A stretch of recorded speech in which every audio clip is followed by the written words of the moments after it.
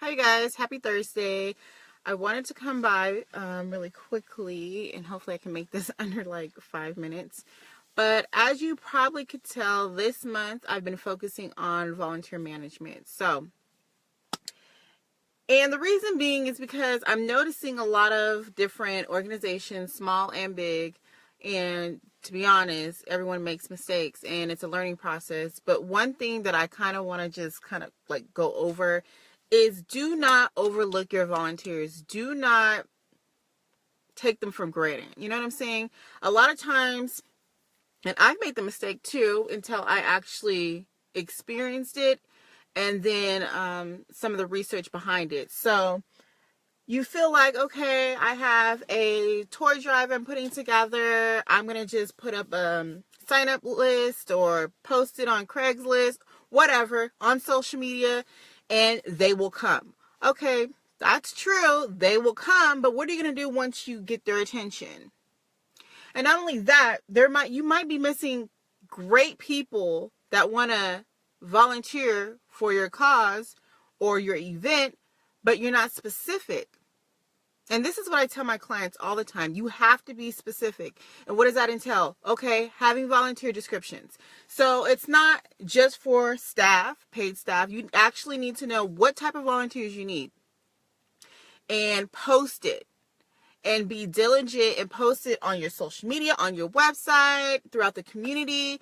And also, do not forget about your community. I know in this day and age, we use social media, and some of us use it a little too much, and we're not reaching the people we actually need to be having hands-on with. It's your community.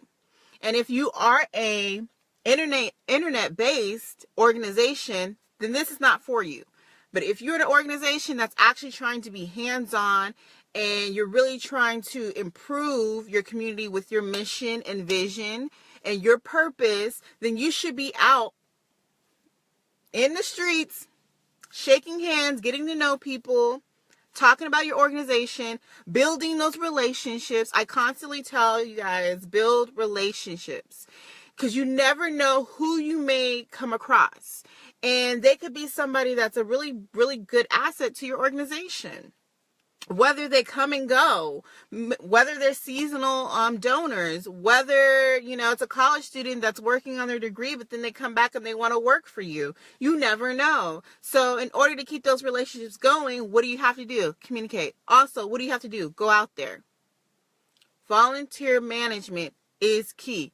And a lot of you are like, you're a one-person show. You only have a handful of people that you can actually cover certain areas. Well, find out what your key areas are. What areas you need to tackle. If you need the assistance, get the assistance. See how you can get the resources or the information or the tools or the knowledge or the education to make it happen. There's really, at this point, no excuse because we have the internet. You guys can use that to the best of your ability. So you can find out who would be more prone to, or who you can attract to your organization. So that'll allow you, when I'm out and about and I see someone, I'm like, oh, okay, hey. Or you don't even have to go to a networking event, but you can go to an event and network. Share your cards. You guys should all have business cards or pamphlets and keep them on you at all times. I'm actually putting together a workshop a workshop and an e-course actually.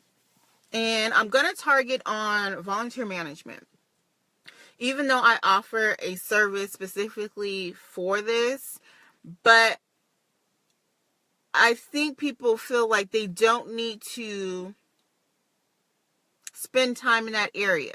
So I'm going to incorporate volunteer management along with some other things that I see that you guys may need some assistance on. So be on the lookout for that. And if you are on my mailing list, you will get the news first. So if you're not on my mailing list, here's a good thing. You get 10% off on your service.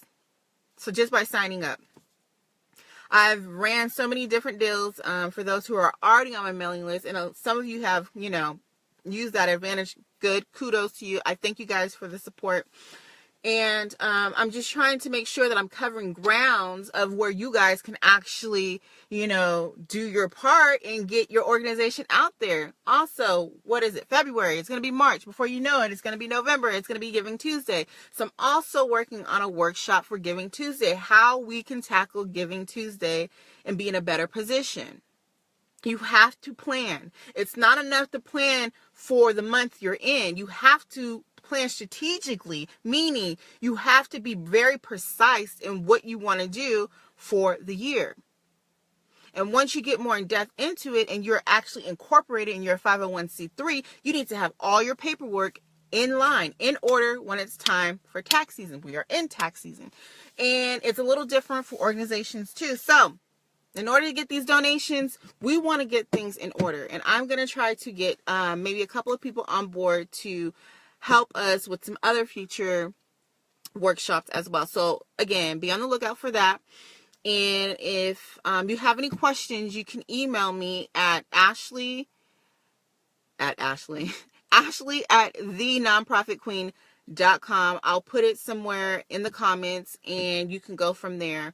Also, we are ending February next week. So I will have new openings for March for one-on-one consultations. Also, changes, and you're going to hear it first. I will not be doing an hour one-on-one anymore. It will be, I don't know. It might be 30 minutes. It might be 45 minutes. I'm not sure. But I'm trying to find out what works best for everyone. It's just when people are booking, I want to make sure I have enough time. But then not only that, to make sure that I'm offering what it is that you can get, the bang for your buck. So, or bucks as in, plural. But so that's one of the changes. So if you didn't get on that and you still want to get on that, February is the last month I'm doing that. So let anyone know that that think they can benefit from this. Sharing is caring. So I hope you guys have a wonderful week. I will be chatting with my mailing list subscribers soon because I'm going to send out a mailing list. And also each Saturday I try to do Spotlight Saturday, and it just depends what organizations I come across. So some Saturdays you might see that I don't even post anyone at all. And I do that for a reason. I don't want to just post any organization. I actually look and I go to the websites. And a lot of times it's a hit or miss is if you even have a website. But sometimes if you don't and you actually have a presence online, then I'm like, okay, you're taking this serious. Because be honest, I've mentioned this before, if you don't have a website, is someone really going to take you serious? And it means nothing to your character. And yes, I know a lot of us, because again, I've been there, you're coming out of your own pocket to build this organization. It's the beginning process. So I know how you feel. I know what you're going through. You're not alone, and you're not the only organization that's going through this. So hang in there, keep going, because someone is counting on you to follow through. So get in your communities, put together some events or go to some events, network, talk, and you don't even have to force it on anyone, but just share your organization, okay? All right, I will talk to you guys soon. Have an amazing rest of your week, okay?